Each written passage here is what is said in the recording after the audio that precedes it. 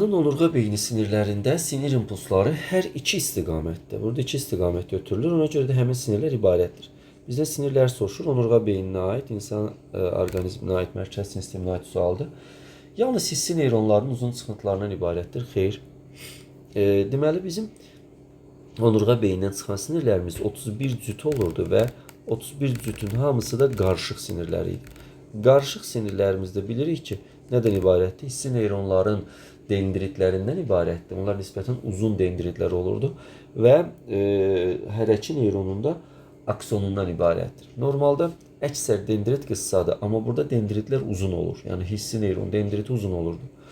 Hissi hərəki neyronların uzun çıxıntılarını, tamam, bu düzgün cavab ola bilər. Çünki hissi neyron hərəki neyron deyil. Uzun çıxıntı, normalda aksona deyirik uzun çıxıntı. Burada isə qısa çıxıntı uzundur. Yəni akson demirik ona, dendritdir, amma uzundur. Ölçüsünə görə fərqlidir. Hərəki və ara neyronlar, ara neyron burada iştirak eləmir qarışıq sinirin yaranmasında, mərkəzdə yerləşirdi. Yalnız hərəki neyronlar uzun çıxıntısı, xeyr, qarışıq sinir olduğu üçün burada belə olurdu.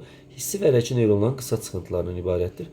Hissi neyron, hərəki neyron düzdür, amma qısa çıxıntı olmur. Çünki qısa çıxıntı dendritdir və eyni zamanda ölçüsü qısa olur bunun. Qısa deyil, bunlar uzundur ki, biri impulsu gətirir, biri isə aparır. Mərkəzə gətirən, mərkəzə qaçan, mərkəzdən qaçan kimi, neyron kimi desək və yaxud da çıxıntılar da burada iştirak edir desək yadımızda qalır. Düzgün cavab hissi və hərəki neyronların uzun çıxıntılarından olacaqdır.